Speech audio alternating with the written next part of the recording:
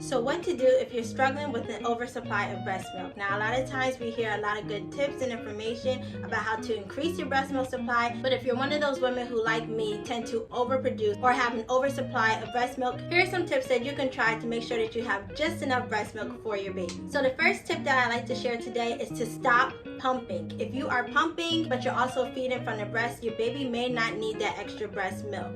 So in this case, if you're one of those people, one of those women who tend to overproduce and you're feeding on demand, then you do not need the extra breast milk unless you plan on being away from your baby. And the general rule of thumb is that your baby needs anywhere from 2 to 4 ounces every 2 to 3 hours that you will be away or apart from your baby. So in those instances, yes, you will need to pump to make sure that your baby has milk while you are gone. But if you do not need the extra breast milk, and if you are there, then I recommend just feeding straight from the breast. That way baby is able to better regulate what he or she needs, and leave the pumping for when you are away from baby. As I say all the time here on this channel, breastfeeding is supply and demand. So if you are breastfeeding, in addition to pumping, you're signaling to your body that you need that extra breast milk when you may, in actuality, you may not need it. So if your freezer is full of breast milk, if your fridge is full of breast milk, and you're around your baby most times or most often, then please stop pumping. Put the breast pump away so that your body will kind of regulate to what your baby actually needs and not continue to create that overproduction or that oversupply of breast milk.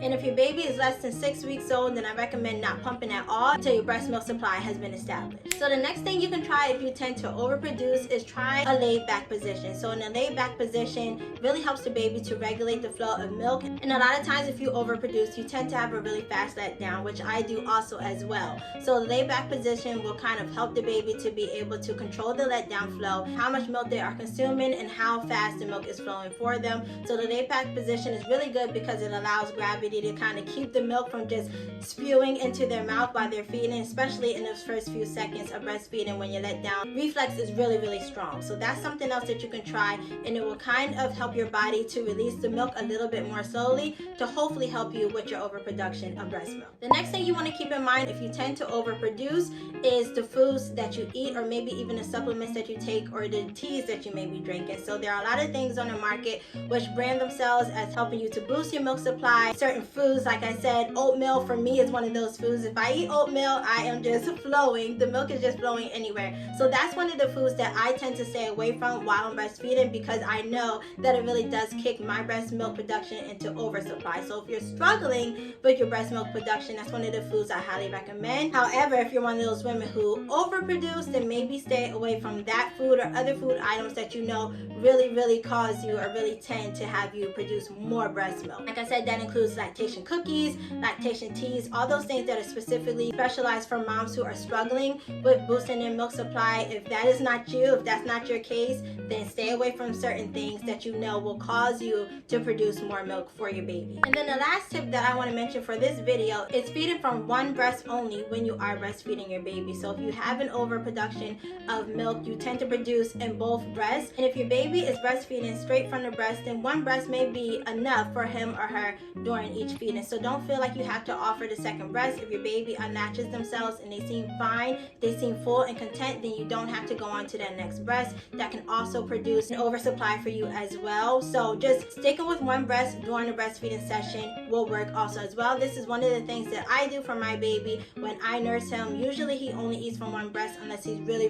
hungry or he's going through a growth spurt. And whatever breast I end my session on, that's the one I start the next session on. So it kind of keeps my body from overproducing too much milk in either breast, because I'm only feeding from each breast every 3 to 4 hours. Whereas if you feed from both breasts every time you feed, then you're telling your breasts, or both of your breasts, to produce the same amount of milk every 2 to 3 hours. So that may work for you. That may help you with your oversupply if your baby is able to get all of their needs met in one breast during each feeding session. So you can try gently just holding the other breast that you're not feeding from to kind of help your body not to trigger that letdown reflex in both breasts when you're breastfeeding. And you can also use nipple pads or breast pads in between feedings to help your body to soak up that extra milk that you may be leaking in between feedings. So I hope that this video helps for all of my breastfeeding mamas out there. Like I said, I tend to overproduce with all of my children. It's just something that my body naturally does, and that's one of the reasons why I don't particularly like pumping because it just creates this excess amount of milk, and then it's really hard for your body to regulate back to normal levels after you've created that surplus. But you can do it. So I hope that the tips in this video help you if you're also struggling with this, if you're struggling with a really fast letdown, a really fast reflex where your baby chokes. I hope that these tips come in handy for you. Thank you so much for watching. If you're on the flip side of this problem and you need help with boosting your milk supply, I recommend you watching this video here. I have a whole breastfeeding playlist on this channel because I am a doula, I'm a mom of 4, and I exclusively breastfed all 4 of my children, and I am currently breastfeeding. So if you have any additional questions or concerns, I'm here to help you on your breastfeeding journey as well. I hope you all have a great day, and I'll see you in my next video.